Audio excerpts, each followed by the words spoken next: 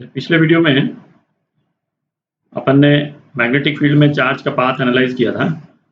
उसमें जो वेलोसिटी थी चार्ज की और जो मैग्नेटिक फील्ड का जो डायरेक्शन था वो दोनों हमने एग्जैक्टली म्यूचुअली परपेंडिकुलर रखे थे। दोनों के बीच में, इन दोनों वेक्टर्स के बीच में एंगल कितना था, 90 डिग्री।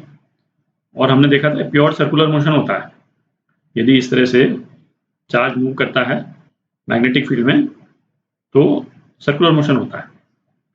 अच्छा, इस केस में एक थोड़ा और जनरल केस देखते हैं। General case in the sense कि जो वेलोसिटी वेक्टर है चार्ज का उसमें और मैग्नेटिक फील्ड में एक कोई एंगल ले लेते हैं।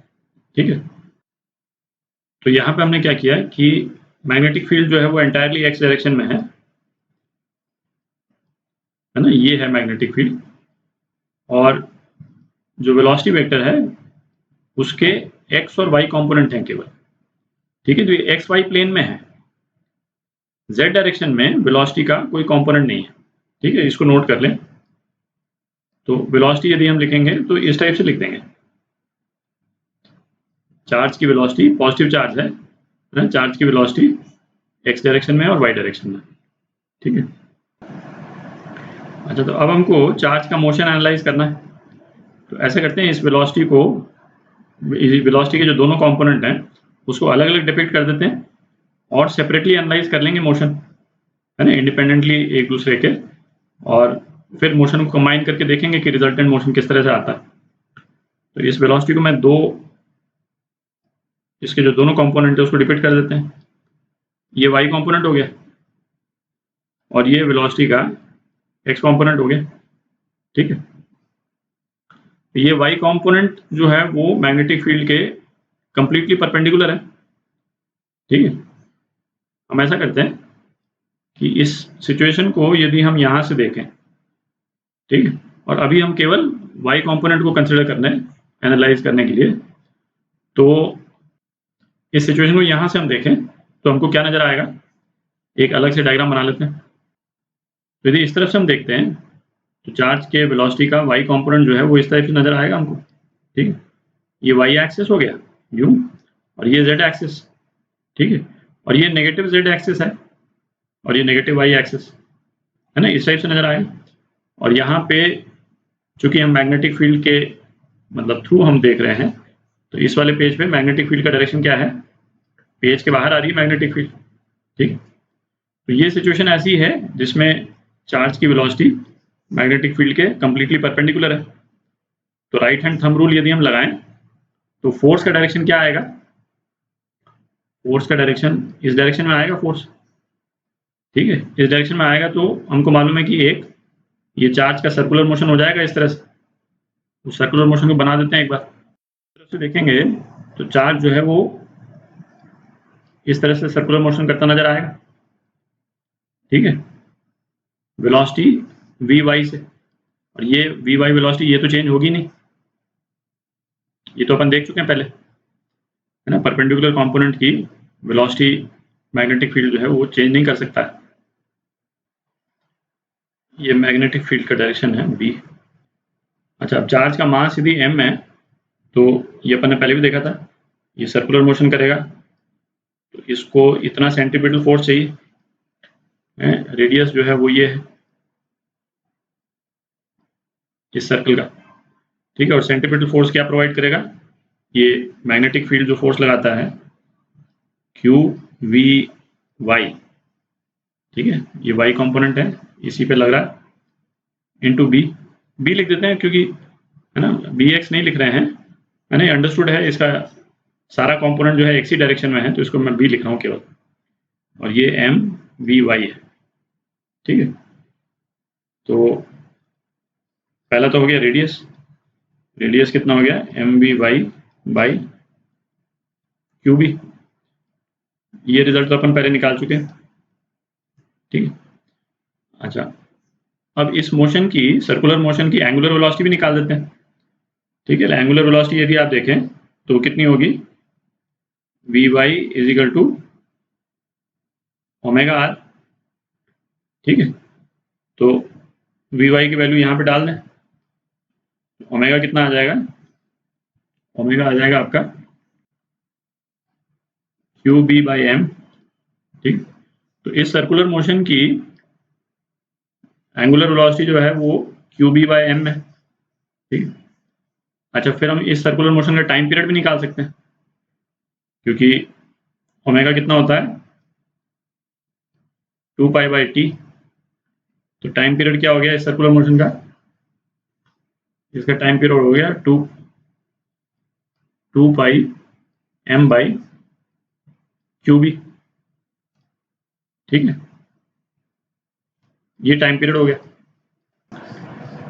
अच्छा, इस रिलेशन में एक इंटरेस्टिंग चीज जो देखने वाली है वो क्या है कि जो टाइम पीरियड है इस सर्कुलर मोशन का, ये वी वाई पे डिपेंडेंट नहीं है।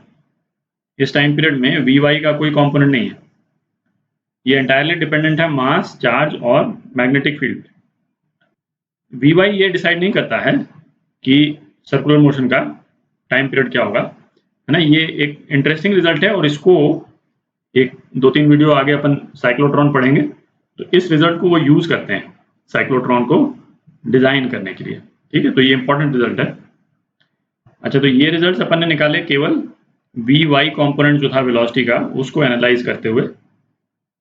अभी अपन ने वी एक्स को कंसिडर नहीं किया है, तो अब वी एक्स को भी कंसिडर करते हैं और इन रिजल्ट्स को जो है एक अलग जगह लिख देते हैं और फिर ये वाला डायग्राम हटा देंगे। ठीक है, अच्छा वी एक्स कॉम्पोनेंट देखते हैं। वी एक्स कॉम्पोनेंट जो है वो मैग्नेटिक फील्ड के डायरेक्शन में ही है, तो इसको जो है वो मैग्नेटिक फील्ड से कोई फर्क नहीं पड़ेगा। क्यों, इस पे फोर्स कितना लग रहा है, फोर्स है हमारा क्यू वी क्रॉस बी। ठीक है, तो Q V B sine theta. ठीक है, इस केस में क्या है, थीटा 0 है, वी एक्स भी एक्स डायरेक्शन में है और मैग्नेटिक फील्ड तो एक्स डायरेक्शन में है ही, तो कोई फोर्स नहीं लगेगा, तो ये कंपोनेंट कंप्लीटली अनअफेक्टेड रहेगा। ठीक है, तो इसका मतलब क्या हुआ कि ये चार्ज जो है वो ऐसे सर्कुलर मोशन तो कर ही रहा है।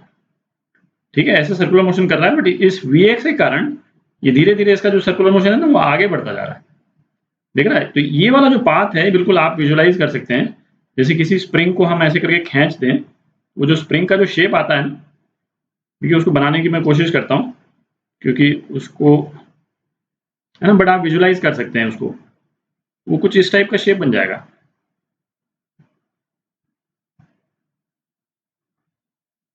ठीक है, आप इमेजिन कर सकते हैं इस टाइप का शेप बन जाएगा कि चार्ज जो है वो वी एक्स डायरेक्शन में भी जाएगा और ये सर्कुलर मोशन जो है ये कंटिन्यूड रहेगा। ठीक है, आप चाहें तो विजुलाइज करने के लिए एक एक स्केच देख लेते हैं, है ना, वो ज़्यादा क्लीन स्केच है ये जो मैंने बनाया उसके कंपैरिजन में, तो उसको भी एक बार देख लें, आप विजुलाइज कर लें। तो ये पाथ जो है वो इस टाइप का दिखेगा। ठीक है, अच्छा इस पाथ में क्या है, ये जो डिस्टेंस है, ये दो सर्कुलर मोशंस के बीच में ये एक्स डायरेक्शन में कितना मूव कर जाता है ना, इसको यदि मैं डी बोल दूं तो इसको क्या बोलते हैं, इसको बोलते हैं पिच।